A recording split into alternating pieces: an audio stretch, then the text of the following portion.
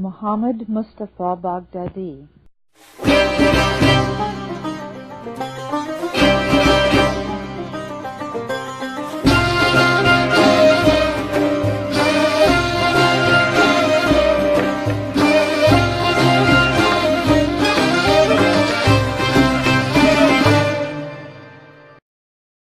Muḥammad-Muṣṭafá was a blazing light.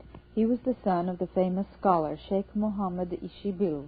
He lived in Iraq, and from his earliest youth was clearly unique and beyond compare.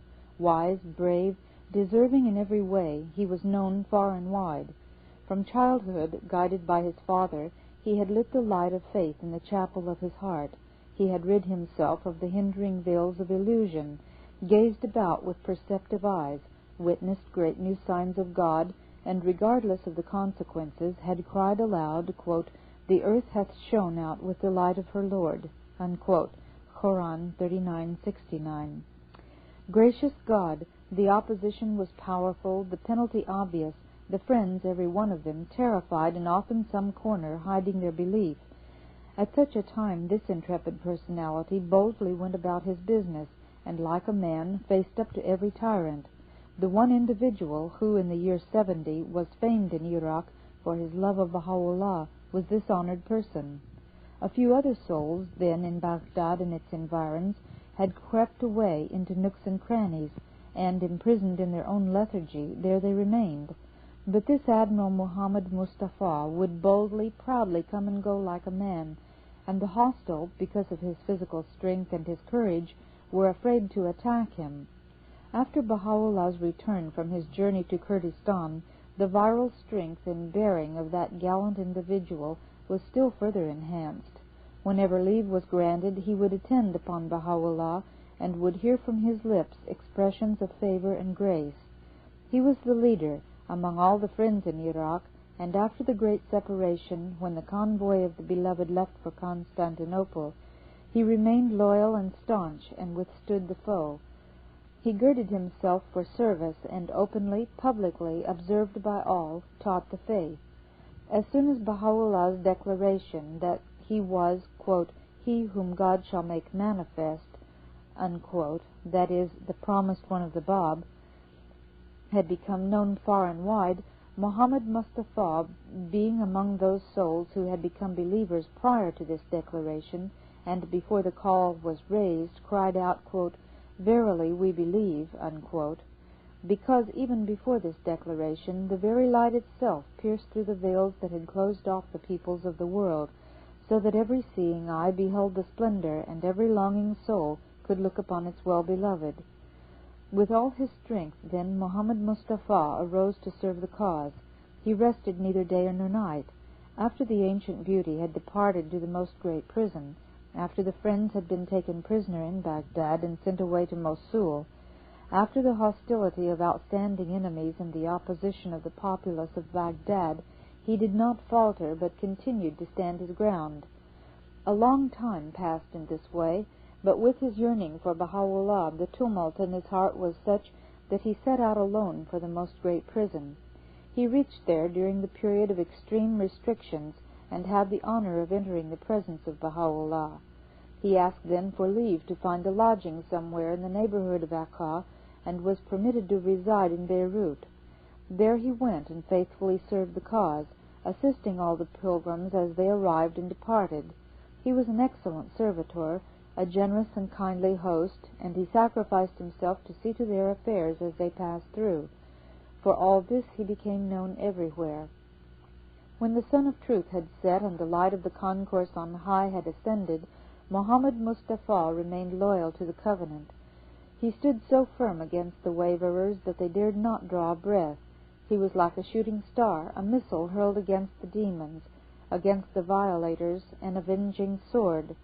Not one of the violators so much as dared pass through the street where he lived, and if they chanced to meet him, they were like those described in the Quran, quote, "deaf, dumb, blind, therefore they shall not retrace their steps from error," unquote. The Quran 2:17. He was the very embodiment of, quote, "the blame of the blamer shall not deflect him from the path of God, and the terrible might of the reviler shall not shake him," unquote. Living in the same manner as before, he served the believers with a free mind and pure intent. With all his heart, he assisted the travelers to the Holy Land, those who had come to circumambulate that place which is ringed round by the company on high. Later he moved from Beirut to Iskandarun, and there he spent some time until drawn as if by a magnet to the Lord, detached from all save him. Rejoicing in his glad tidings, holding fast to the cord that none can sever, he ascended on the wings of the Spirit to his exalted companion. May God lift him up to the highest heaven, to the fellowship of glory. May God bring him into the land of lights, the mysterious kingdom, the assemblage of the splendors of the mighty, all-powerful Lord. Upon him be the glory of the all-glorious. Sulaymán Khán-i-Tunúkábání.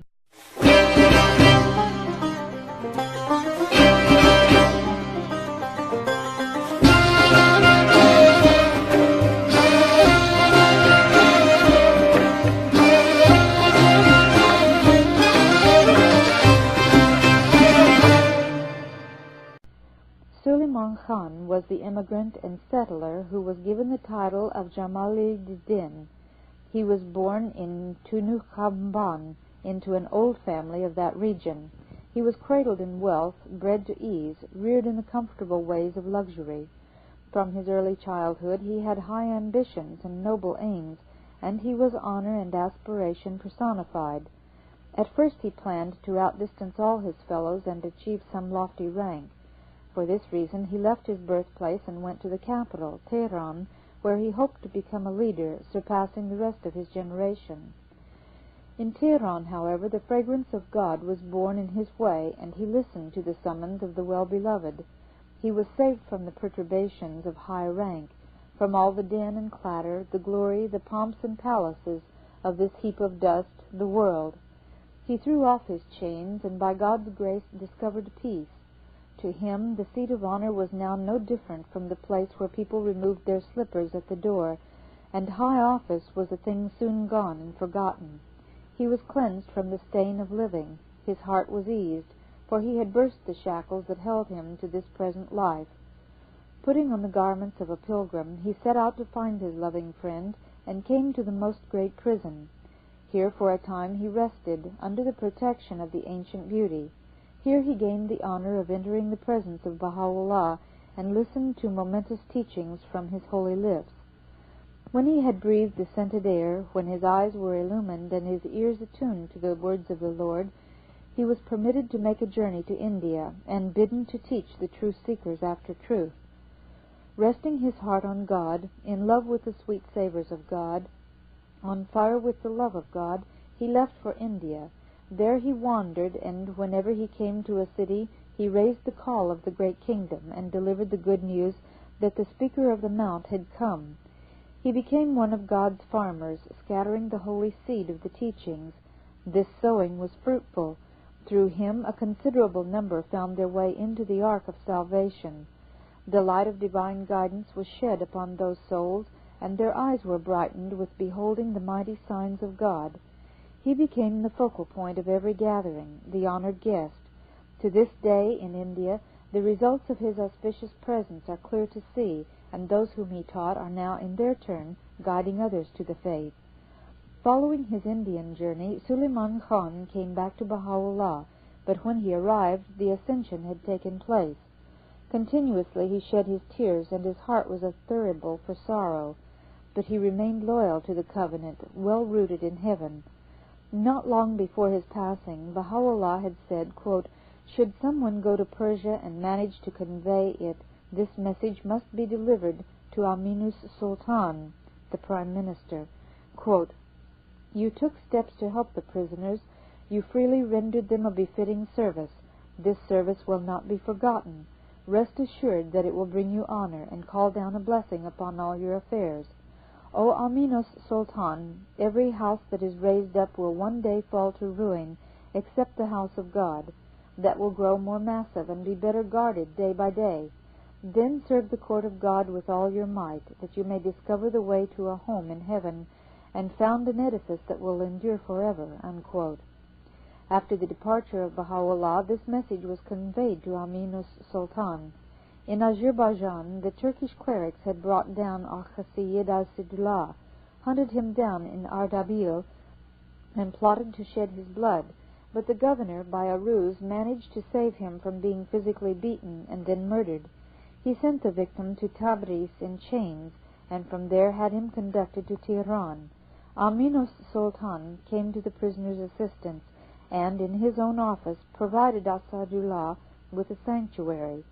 One day, when the Prime Minister was ill, Nasir-i-Din Shah arrived to visit him. The minister then explained the situation and lavished praise upon his captive, so much so that the Shah, as he left, showed great kindness to Asadullah and spoke words of consolation. This, when, at an earlier time, the captive would have been strung up at once to adorn some gallows tree and shot down with a gun. After a time, Aminu-s-Sultan lost the sovereign's favor. Hated, in disgrace, he was banished to the city of Qom. Thereupon this servant dispatched Sulaymán Khán to Persia, carrying a prayer and a missive written by me. The prayer besought God's aid and bounty and succor for the fallen minister, so that he might, from that corner of oblivion, be recalled to favor. In the letter we clearly stated, quote, "Prepare to return to Tehran. Soon will God's help arrive. The light of grace will shine on you again. With full authority again you will find yourself free and Prime Minister. This is your reward for the efforts you exerted on behalf of a man who was oppressed." Unquote. That letter and that prayer are today in the possession of the family of Aminu-s-Sultan. From Tehran, Sulaymán Khán journeyed to Qom, and according to his instructions went to live in a cell in the shrine of the Immaculate. Footnote: Qom is the shrine city of Fatima, the Immaculate, sister of the 8th Imam, Imam Riza. She was buried here in 816 A.D. End of footnote. The relatives of Aminu-s-Sultan came to visit there.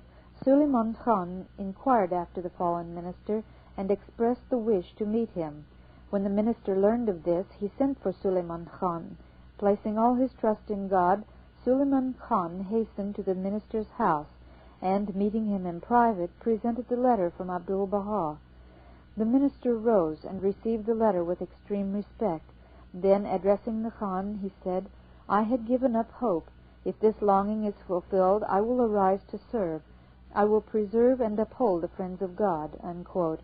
Then he expressed his gratitude, indebtedness, and joy, and added, "Praise be to God, I hope again. I feel that by his aid my dream will come true." In brief, the minister pledged himself to serve the friends, and Sulaymán Khán took his leave.